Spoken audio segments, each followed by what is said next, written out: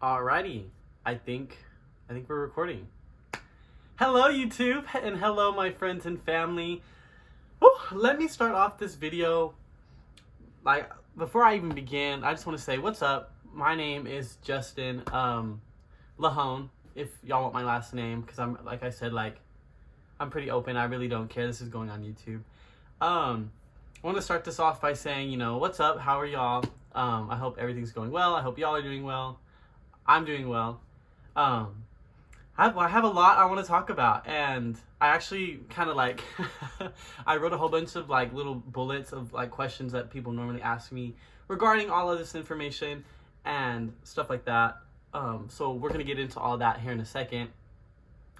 Let's just do I just want to do a quick little intro, So I've already told y'all my name, which is Justin, by the way. I'll say it again. I'm 19 years old. It is currently, what is it? January 19th, my bad, of 2021, and here in, what is it, 9 days? Yes, 9 days, I believe, on the 28th, I think I'm right.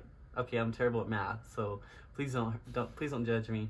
So yes, on January 28th, I will officially be 20 years old, so yeah, I'm just still young, and I'm kicking, okay? But yeah, we wanted to make this video today just to, explain who I am, explain my story, because I know, if you live with me, or, you're my friends and stuff like that, you already know my story for the most part, but, I haven't really been, there's a lot to go into detail about, I've been very open with everything, but there's just a lot of questions that people might have, or, people that know me here in my hometown and stuff like that, or people here on the internet that may not, that have questions as well. So I really was compelled, first off, to come onto YouTube, which, let me just say, talking to my cell phone right here is so awkward. It really is. And the thought of trying to make a YouTube video, it's weird. It's really weird. This is not really in my comfort zone. I've never, you always talk about making a YouTube channel and at least trying it. But when you don't have anything to really talk about other than just who you are, so it's kind of hard to get started. So let me just say that I do feel blessed that with my situation, it's giving me a purpose to come on here. It really has. So let me just say that I'm blessed to, with my situation. And speaking of my situation, as y'all can read by the title, or if you already know me, I'm 19 years old, and I was just newly diagnosed with having HIV. So that's my condition. That's what I have felt compelled, what has compelled me to come on YouTube and to talk about it, So hopefully my head is in the frame. Let me just say, I think it is, okay? Sorry, I'm actually using my telephone. I'm using my cell phone, and I'm just using the back camera because it's better than the front camera. We all know that. But yeah. So I think I've kind of done my intro, gave y'all my name. I live in Odessa, Texas. I guess I don't have to give all that information, but like I said, I really don't care, I don't know who this is going to reach. I don't know who might see this video, but what I do hope is that regardless, people see this. And, that my personality and my story might be comforting to other people who who are, newly diagnosed and are just trying to come to terms with all of it, like I am, or, maybe they've been on the journey with HIV and they're already undetectable, and, maybe it's still hard for them, and to see somebody like me who's very outgoing and very positive regardless of anything that life throws at me, maybe I can help these people, or people who don't know anything about HIV at all. Maybe my story and what I'm going to talk about today can help other people, educate them, I love to just educate people, even when it was before I ever had HIV, sorry.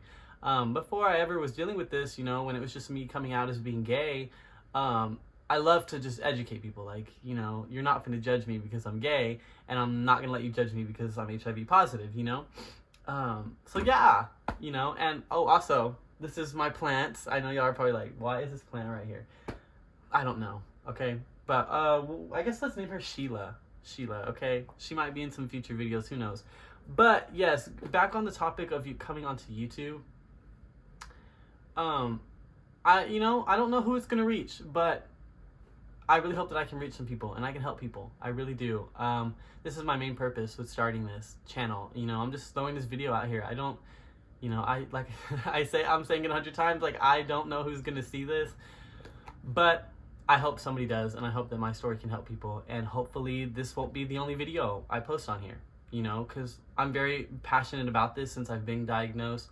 I've taken it by the cojones, and I've really made the best out of this, and I want to, you know, hopefully I can make this situation into something on YouTube to help other people, because I see other people on here talking about HIV, but I feel like there should be more people. Like, there's such a stigma, and I feel like there needs to be more. And like, honestly, let me add to that. Let me add to the people who are already on YouTube talking about it, you know? And especially since I'm only 19, y'all.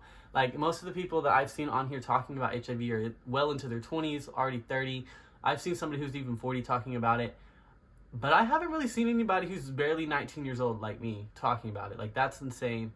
And it definitely is very concerning. It is. It's very scary, you know, to be, you know, 2 years out of high school and already dealing with something as serious as this, you know?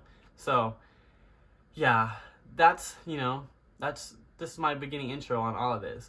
Like I said, I have a whole bunch of little notes that I'm going to sit here and talk about. It's a bunch of questions, for the most part, that people normally ask me, because I have a tendency to ramble, and I also have a tendency to talk extremely fast. Like, I'm literally like a mini little James Charles. If y'all know who James Charles is, you'll understand that, because he talks incredibly fast too, and like I'm the same way. But so yeah, you know, the first question was, you know, what was my reason for coming onto YouTube to talk about this? Like I said, I've been nervous about coming onto YouTube to talk about this. Really, I have, because YouTube is such an insane platform, and especially living in the hometown I live in. It's not in our culture to be on YouTube and try to make videos like this, you know, like we live everyday life. We work, we go to school, we do what we got to do, and we just survive, kind of, you know, just plain and simple. But you know, it's like, you know, every little teenager's dream, preteen, you know, when you're in junior high. Well, let me be a YouTuber. Like, let me get up on here and, like, you know, make YouTube videos and make money, you know, like every kid wants to do that. But it's easier said than done. It really is. So, you know, it never was like a plan, like I said, to come on YouTube and talk about all of this. But when you're only 19 years old and you're, you know, living life kind of without restrictions and stuff like that, and you're diagnosed with HIV, something, you know, as crazy as this, you know, it could have been anything else, you know. I can't speak for other people, but me personally, who I am, like I said, like, I want to help people.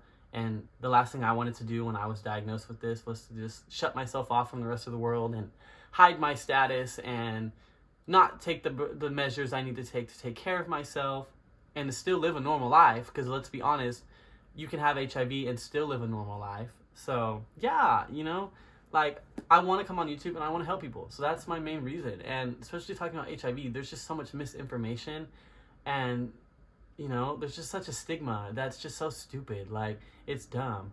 But yeah, you know, that's really my reason for coming on here, is I want to help people. I really do, with my story and my experience. So to get into like the first main question, that wasn't really a question. That's just one of my little bullets on here. The first main question that I normally get when I tell people is, when were you diagnosed? Okay, so it is currently January 19th of 2021. And I was officially diagnosed December 2nd of 2020. So it's literally been maybe more than a month at this point.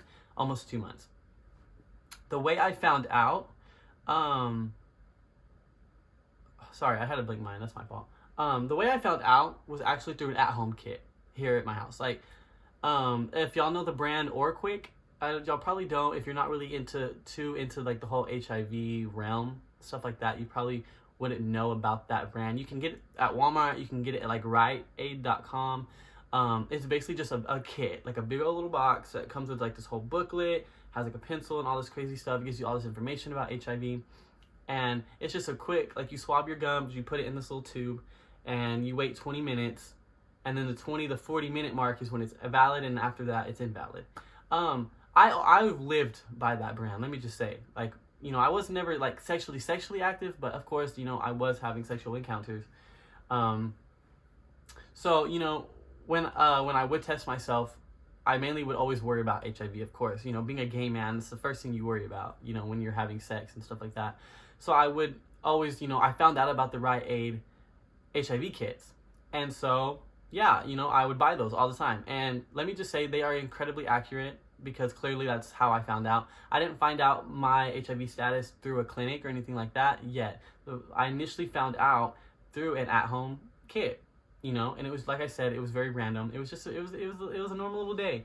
I woke up and it was just like, I had that kit here at my house, and I was like, I haven't tested myself. I haven't really been sexually active, but I think it's time, like, that I just, do the test, get my negative result. So I thought, get my negative result and just get rid of the kit, throw it away, it's taking up space.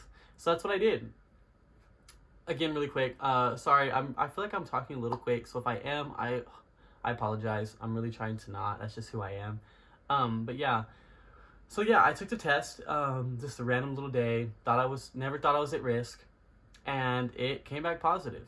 And let me just say, there's nothing wrong with having the initial, like, fear, like, feelings or thoughts, like, oh my God, my life is over, like, what am I gonna do? I completely understand that because I had those feelings. I did, So it definitely is, it was stressful. It was a shock. It kind of was like, not really to say a slap to my face, but it was like just a wake up call. Like, yo, like, you don't expect that. And I won't lie, when I found out the first 2 days, after that day and then the next day, I cried. I did cry, and it was a lot to take in. But I actually didn't play no games. From the moment I had found out, like, I found out from that kit, and I immediately started to call all around any number I could find. I even called, like, one of the numbers in the at-home kit, and I was just calling whoever I could get in touch with. Like, okay, I have tested positive on this kit. I even actually had went and bought another Oraquick brand kit from Walmart, my nearby Walmart, and took that one too, and it came back positive as well. So I started calling any clinic, anywhere I could find. My hometown clinic, they were only doing COVID testing, because that's the only thing that's going on. But, but yeah, so I started calling immediately. The day I found out from that home kit, I didn't play games, I didn't waste time, and I started calling. Who can I get in touch with to get a clinical test so I can be, almost, so I can be certain. Even though at that point, already 2 at-home kits came back positive, so it was kind of, it is what it is. I already knew at that point. But I wanted a clinical test just so I can immediately, get that clinical test and start my treatment to care. Because like I've said, I've been educated on HIV, which is very unfortunate that I continue to put myself at risk. Like, I always was educated about it. So it kind of sucks, it's just, you live and you learn. I'm young, I was just doing young people things, being stupid.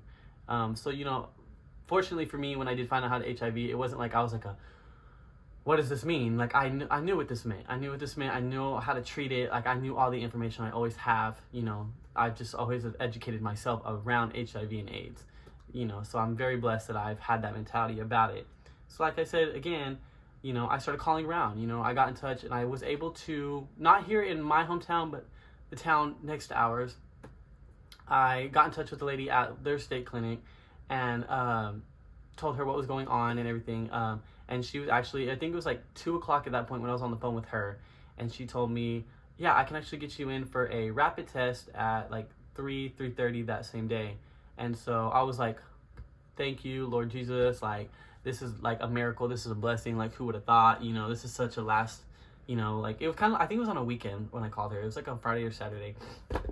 So the fact that I was able to just get in touch with somebody, like, literally the next town over, and like get a rapid test done the same day I had found out through the at-home kit was just so amazing.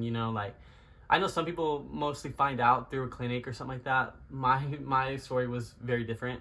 I found out here in my bedroom, right over here on my dresser. Like, I had it all set up over there, and yeah. So yeah, that's when I was diagnosed, and like how all that went. That was crazy. But like I said, I did get in touch with the lady the same day, and did like the finger prick little rapid test, and that one came back positive.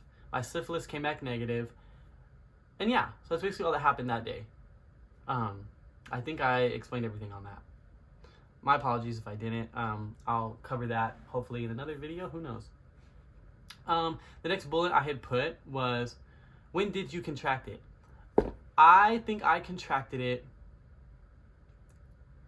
I want to say, based on my timeline and all the information I knew at the time when I was diagnosed, I found out I was diagnosed on December 2nd, which is funny because it's literally the day after World AIDS Day. Like, what?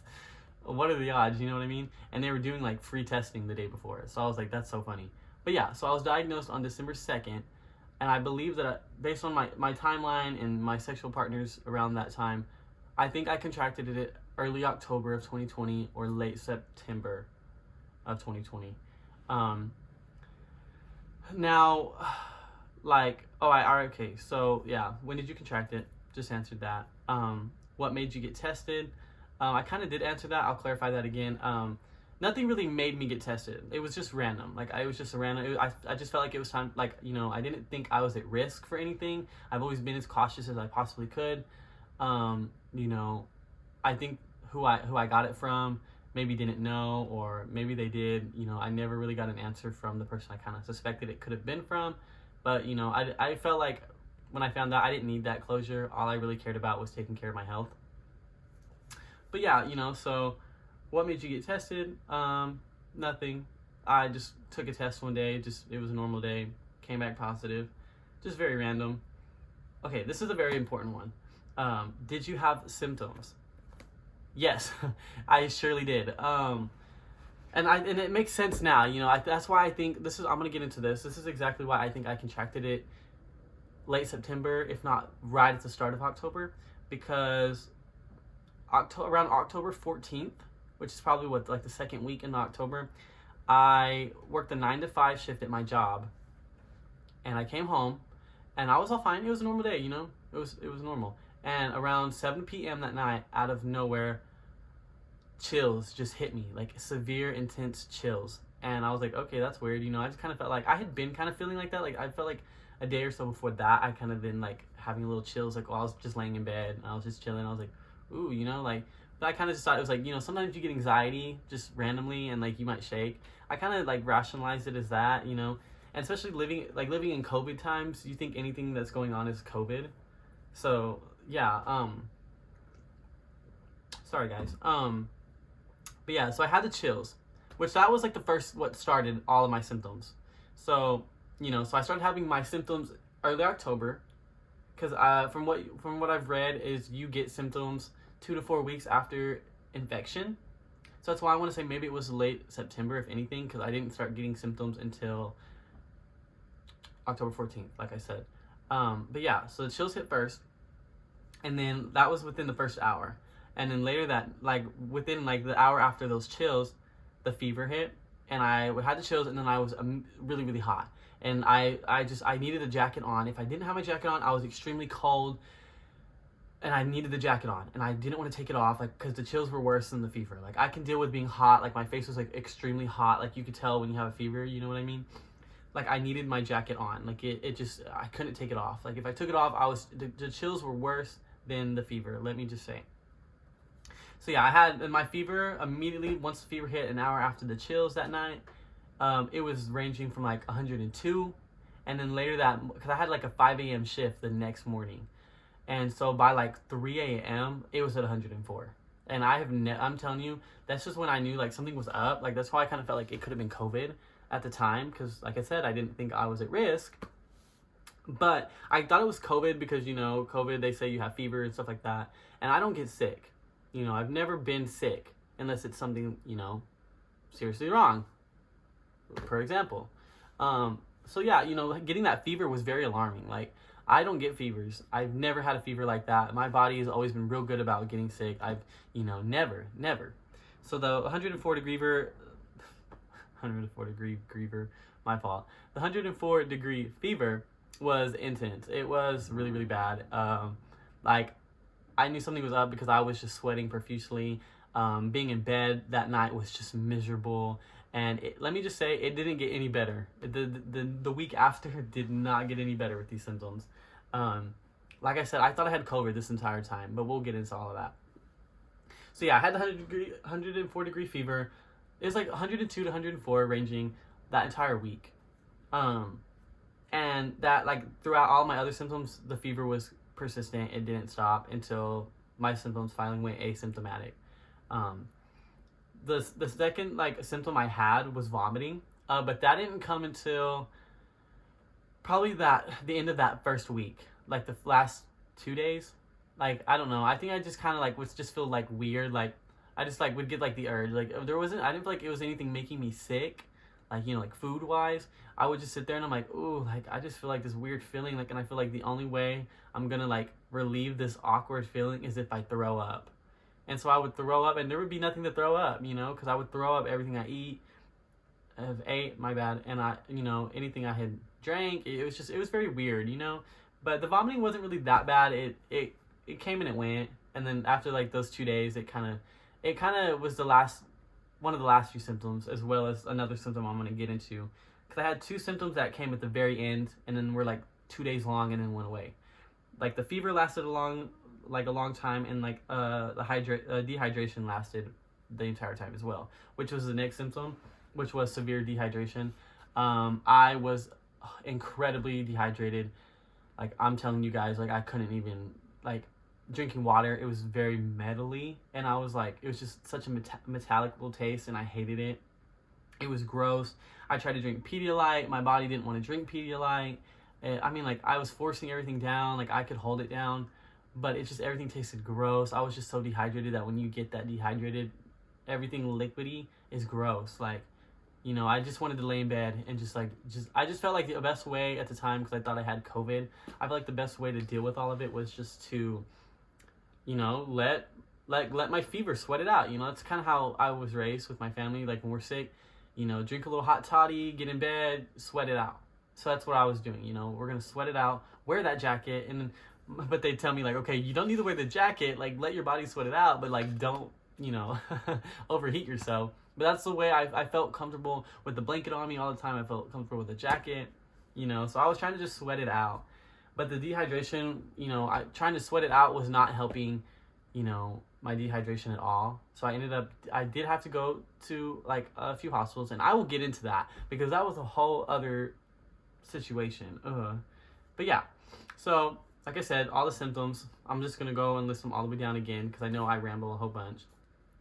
So it was 102 to 104 degree fever, vomiting, throwing up, severe dehydration, and one of the last symptoms that really, all the other symptoms were like, okay, I'm sick, I have COVID, whatever. But when this symptom hit, I won't lie, even back then, I kind of had maybe felt like, I remember seeing like a reading about like, people with HIV dealing with this. And what I was dealing with at the very last 2 days was a body rash.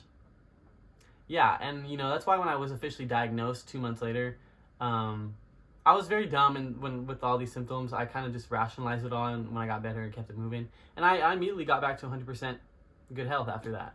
But, when I officially was diagnosed, the body rash really did make sense when they told me I had HIV. I was like, wow.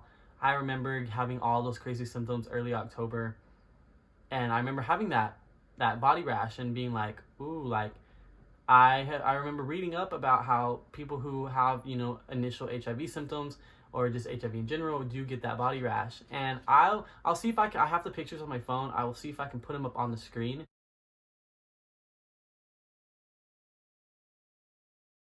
When I'm editing this video, because I had it all on my torso, and I didn't really have it on like my legs or feet. It really was just on my torso, and like on my cheeks right here. But it wasn't anything crazy. Like, it wasn't anything like, whoa, but it was kind of like, okay, like, where is this coming from now? I rationalized it at that moment, like, oh, it's just because I'm dehydrated, so me being dehydrated caused like these little red dots. But they weren't like, raising from my skin or nothing like that. It was like under the skin, just red little dots, like little spots, like when you get like or like you scratch yourself or something, and like, just that scratch kind of like makes it red. That's kind of how it looked. Like, nothing crazy, but they were everywhere, like everywhere, all on my torso, on my stomach, and on my cheeks, just kind of like dotted, like little freckles. And I was like, okay, that's kind of concerning, a little alarming, but I rationalized it and I kept it moving. So that first week I had all those crazy symptoms. I got better finally after the body rash came. It was there for like a day to 2 days, and then it went away, and then everything kind of just got better from there. And then I took that next week off from work as well. I took 2 weeks off almost, and I got better. And after that, by the third week, I was back to 100% health. I felt amazing. I was back kicking at work. I felt normal again. So that's a big reason why it's so important to go and get tested, let me say, for HIV, because the symptoms can be rationalized to be anything else. They're so flu-like. That's what I thought. Like and then you get better from it, and then it's when you read up about it, you have the symptoms, and then I guess you get better from it, and then it's asymptomatic until years later when you're diagnosed with AIDS. So it's like, that's why it's so important to get tested, because I had those symptoms and I got better, and my body healed, and I got even now where I'm at now, and my with all of this here in January, I'm still healthy. I still feel fine. Like, ever since I had those symptoms, I got better from them, and I've never got sick again.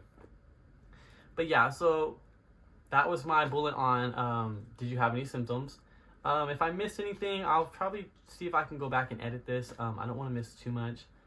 I know this is probably already a lengthy video, but like I said, like, this is the whole reason why I want to talk about this on YouTube, just so my friends and family can see this, and people on YouTube can come across this as well, because there's so much that went into my story, and there's just so much to talk about when it comes to HIV and AIDS that people don't understand. So yeah, one question I do get asked a lot, which some people might feel like this is disrespectful to ask somebody with HIV. Personally, I don't. I can see how someone might get offended by getting asked this question, but I'm very open.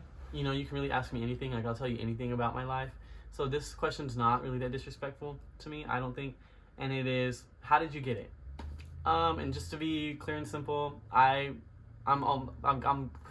the only way I would have gotten it was from having unprotected sex with somebody who had HIV. So yeah, that's basically that question.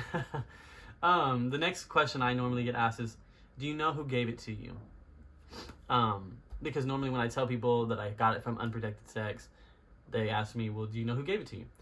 I'm gonna be honest. I do not have a lot of sexual partners, but I've had a few to where nobody had ever made me feel like, any of my sexual partners, they have never made me feel like they put me at risk, or they were deliberately trying to give me HIV or anything like that.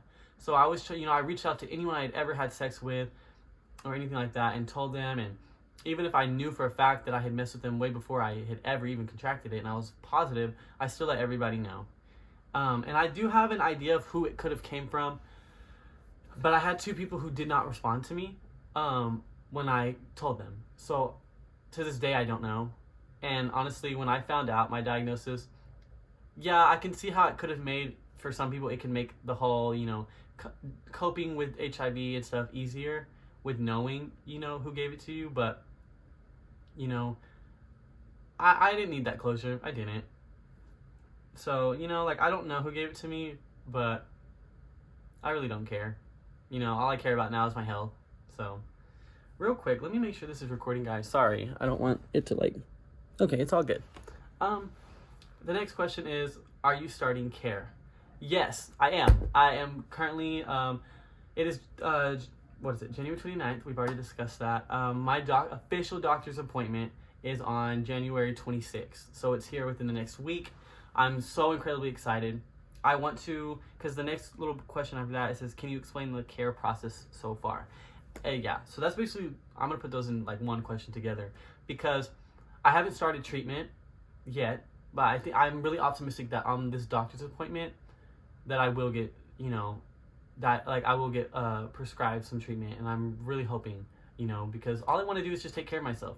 But the care process has been, honestly, it's been really simple, and I'm very, very blessed that there's so many resources out here for people who are living with HIV and who find out, there's so many resources, guys. Test yourself, don't be scared, ignore the ignorant stigma. People are out here to help you, people are out here to give you this medication. So how it worked for me when I got in touch with that lady who did my rapid test, she did my rapid test, that came back positive, and then she did my blood work one that would get sent to a lab. So I met her and we did all that, and then I didn't see her again because I wasn't going to be seeing her anymore. She just helped me get started. She helped me get my feet in the water with this whole ocean of, you know, the HIV treatment realm. But yeah, so I did all that. I did my rapid test and the blood work. And then I got in touch with an assistant services here within my basin. And they called me about an intake call that I was going to have to start doing now. They got my information from that woman. Because, you know, like all these HIV people in clinics, they're all connected. They all talk. You know, when they find out about HIV people, like, or someone who thinks that, you know, they found that at home, you know, because like I said, I found out at home. So I guess it got back to the assistant services here in my basin, my community, and they told them what my situation was and this, that, and the third. And so they got in touch with me, and I finished my intake call, which basically is just asking like the personal questions, you know, like the very, very, very personal questions, you know, everything sexual, everything, you know, emotional, stuff like that, insurance-wise. The lady doing that was really, really sweet. Loved her the most. She made like starting this journey into the care before even starting treatment, just to like getting started, that journey, like so easy. And, you know, I'm an open book. So the last thing I'm going to do is like be awkward about being asked, you know, where I got it from or what my sexual position was. And I don't care. All I care about is getting treatment, you know? So she made that really simple. Her name, I think it was like Alexis. She was so sweet. Love her the most. Never saw her face, but she sounded really nice on the phone. But yeah, so I did that intake call, and then she sent me some forms I had to fill out, and I had to send her like my check stubs and stuff like that. And, you know, she asked me all those type of questions regarding insurance, you know, the personal questions again. And then she called me again, I think a week later. Well, actually, hold on. Sorry. I kind of got a little head on that. She didn't initially call me to do my intake until that state clinic from this other city sent her my official blood work results. So that's when she called me. So I had to wait, you know, after I had got the rapid and my blood work done, they had to send that to this woman and that whole assistant services before they could call me and get the intake call started. So yeah, I did the intake call with her. She was very assuring, you know, I've already explained all that. So after I finally finished the intake process, initial one with her, she told me who my official caseworker was going to be. And she explained how the caseworker was going to be the lady who like calls me and checks up on me and makes sure that I'm taking my medication when I start medication. And she would be the one to like tell me when my doctor's appointments are and stuff like that. So that's basically what me and the initial lady talked about. And then I had to wait, I think maybe another week before my official caseworker called me.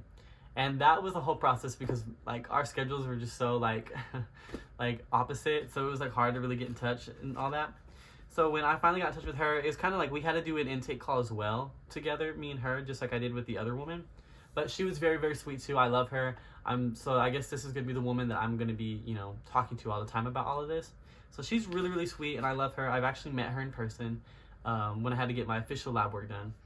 But when I was on the phone with this woman, my caseworker, we got an official lab work appointment set up where I would come to their office and they would take my blood and they would run tests for everything, you know, HIV, any hepatitis, you know, all types of things and stuff like that. So I went up there finally. She actually got me in like the next morning I talked to her, which is just, you know, it's been like really, really great. It really has. It's been not as timely as I would have liked it to be, but it's been timely. Okay. Sorry, I'm having a little hiccup, but so yeah, the next morning, I actually went in and got my lab work, blood work done, and let me just say, y'all, they had to take 14 tubes of blood, 14, and like that is insane. Like, I'm not one who's like keen on getting blood work taken, like especially when it's 14 tubes, but they have to test it for so many other things. So that's what that's why they had to do that. But that went really simple. The lady who she wasn't my caseworker taking my blood. It was another lady who actually runs like the blood work part. She was so sweet, you guys, like incredibly sweet.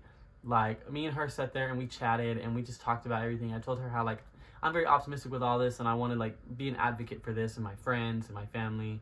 And she was giving me so much advice. You know, she told me how like she considers diabetes worse than HIV, and because you know you can lose limbs from diabetes, and all you have to do is just treat HIV and take care of yourself. And it was just such a good experience. It was like, you know, I feel like people who are struggling with finding out they have HIV or stuff like that, where I'm going through, like the people in this office center and stuff, like it's been such a good environment. It really has. And I mean, I guess I'll go ahead and say it. I'm going through Permia Care here within Odessa Midland, and they've been wonderful so far. Like I love it. They're so reassuring. They've really helped so far with everything. It's you know, it's definitely harder to like, you know, with like limit the people coming with you because of COVID and stuff like that, which sucks, you know, but they've been really, really, just really, really sweet with all of this. So yeah, the last one of the last two bullets right before I close all this out. How are you mentally and emotionally? I'm great, y'all. I'm wonderful. Like, I won't lie, it has been a journey. Like, you know, I feel like regardless, like this has happened to me for a reason. You know, like I'm a strong believer of, I'm, God, if y'all believe in God or not, you know, he, you know, brings you into these situations, knowing that you can handle them, so I'm a strong believer of everything happens for a reason. And this wouldn't have happened to me if, you know, I couldn't handle it, and I'm a very outgoing person. I'm optimistic about everything. You know, I did have rough situations in my childhood and stuff like that. Like, I've been very I've persevered through anything I've ever had to go through, So when I found out about this, like, even when I initially found out, I cried for like an hour, like, the initial, like, oh my God, like, I have HIV. And then I was like, okay, like, it's time to get things done. It's time to take care of myself. So throughout this entire process, like, I've been very optimistic and very, hard-headed and strong going on this. And because that's the way you have to be, like, my life hasn't changed, and I just want to make that very clear. My life hasn't changed. I haven't changed. There's so much information regarding HIV and AIDS that people need to educate themselves on. Like, you can start treatment and get to an undetectable level and stay at an undetectable level and not be able to transmit it to a partner sexually, or, not transmit it to your unborn child if you're pregnant. Like, it's just wonderful, like, your life doesn't have to stop because you have HIV. And I think nowadays people still don't understand that. And I think that's the main reason why I wanted to make this video, because people need to know. And I feel like if there's anybody here within where I live, if there's anybody here that's going to talk about it and really like push for advocacy, it should be me. Why not? Like, I push for gay rights, I push for, black rights, I push for everything else. So I want to push for, to end this stigma, because it's stupid, it's dumb, and my life hasn't changed at all.